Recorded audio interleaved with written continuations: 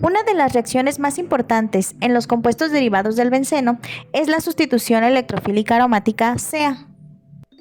El o los sustituyentes que se encuentran en el benceno son sumamente importantes, ya que dependiendo del sustituyente es cómo se va a realizar la reacción, hacia dónde se va a dirigir.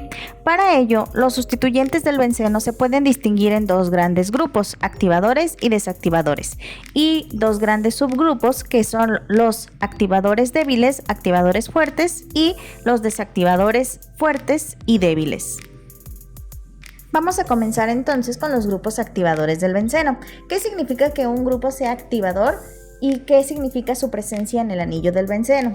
Pues bien, la presencia de un compuesto o un sustituyente del benceno que sea activador, ya sea débil o fuerte, significa que van a activar al benceno, y a grandes rasgos activar al benceno significa que lo van a hacer más reactivo que el benceno si no tuviese ese sustituyente. Ahora bien, iniciando con el grupo de los activadores o activantes débiles, estos van a ser comúnmente cuando tenemos al anillo benceno unido a una cadena alquílica, ya sea de 1, como puede ser el grupo metilo, o de n número de carbonos.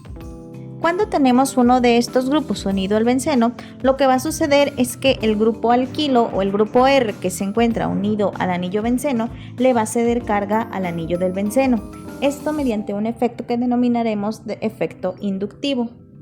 Al recibir esta carga electrónica proveniente del grupo R, ya sea metilo, etilo o cualquier grupo alquilo, entonces vamos a tener que el benceno se activa por efecto inductivo, teniendo entonces un grupo o un compuesto más reactivo que el benceno si no tuviese este sustituyente. Cualquier cadena R de 1, 2, 3, 4 o n número de carbonos se considerará un grupo activante o activador débil, e incluso el propio benceno como sustituyente que llamamos fenilo se considera un activador o activante débil. La parte más importante cuando realizamos una reacción con un grupo activante débil es hacia dónde se va a ir o hacia dónde se va a dirigir el componente que va a ingresar o se va a adicionar en una reacción química del benceno. Entonces, en el caso de los activadores o activantes débiles, estos van a ser orientadores orto-para. Es decir, que cuando se realice una reacción en la que tengamos la adición de un compuesto, este se va a ir hacia la posición orto o la posición para, tomando en cuenta que el grupo activante pues es nuestro sustituyente base y el compuesto o este grupo funcional que se adicione se adicionará en alguna de estas dos posiciones. Ojo, es súper importante mencionar que no es que se posicione en una u otra. Generalmente lo que vamos a tener es la mezcla de isómeros, el isómero orto y el isómero para. Si existe algún impedimento estérico, el isómero que predominará será el para, y si no es así, será orto y para. Sin embargo, siempre van a existir los dos isómeros, es decir, que vamos a obtener en la reacción el producto en orto y el producto en para, uno en mayor proporción que otro. Siguiendo con el grupo de los activadores o activantes, ahora tenemos a los activantes o activadores fuertes. Estos van a activar en mayor medida al anillo del benceno, es decir, van a ser mucho más reactivos que el propio benceno. El grupo activador fuerte más conocido es el grupo OH, que unido al anillo benceno conocemos comúnmente como fenol. En el caso de la presencia del grupo OH, que sabemos que tiene sus pares de electrones, lo que hace es que va a ceder sus electrones al al anillo del benceno. Entonces, en este proceso de ceder los electrones, este se va a dar en forma resonante, es decir, que el efecto en el caso de los activadores fuertes no es un inductivo, sino se le llama efecto resonante. ¿Cuáles son los grupos activadores fuertes más conocidos? Bueno, el más conocido, como ya lo había mencionado, es el grupo hidroxilo, en el cual el OH tiene sus pares libres. Sin embargo, también podríamos considerar a un activador fuerte al grupo metoxi, a las aminas, al caso de los ésteres, siempre y cuando el anillo del benceno se encuentre unido al oxígeno del éster, no al del carbonilo, sino al otro oxígeno. Las amidas, en las cuales el nitrógeno se encuentre unido al anillo del benceno. Y como había mencionado, también las aminas son por excelencia grupos activadores fuertes. Característica de todos ellos es que son heteroátomos o están unidos a un heteroátomo que tiene pares libres y que permite el efecto resonante en el anillo del benceno, haciéndolos activadores fuertes. Ya para finalizar con los activantes o activadores débiles, en este caso ellos también son activadores en posición o orientación orto-para. Es decir que al realizar una reacción con un activador fuerte, el grupo que se adiciona al benceno se adicionará en posición orto y en posición para. Una parte será el isómero orto y otra parte será el isómero para. Y en este caso, si también existe algún impedimento estérico, pues sería más predominante el isómero para. Vamos ahora con los grupos desactivantes.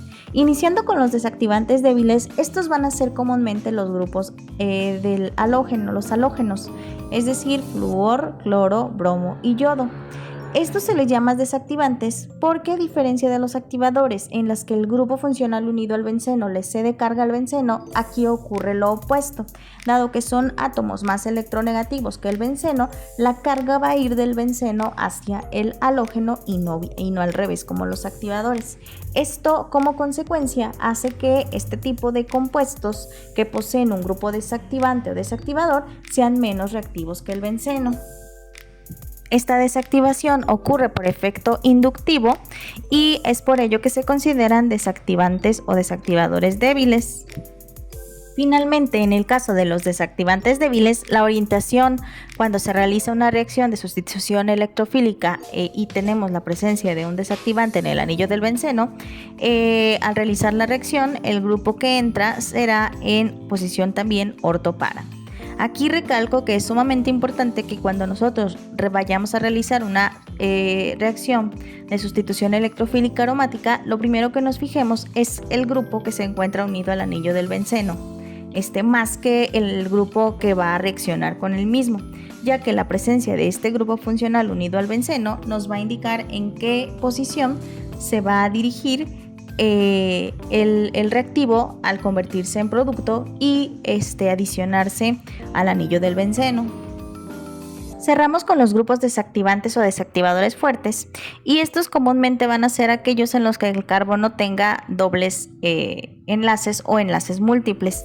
Los más comunes son los derivados de los grupos carbonilo, como aldehídos o cetonas, y lo que va a hacer es que en este caso la desactivación ocurre por efecto resonante.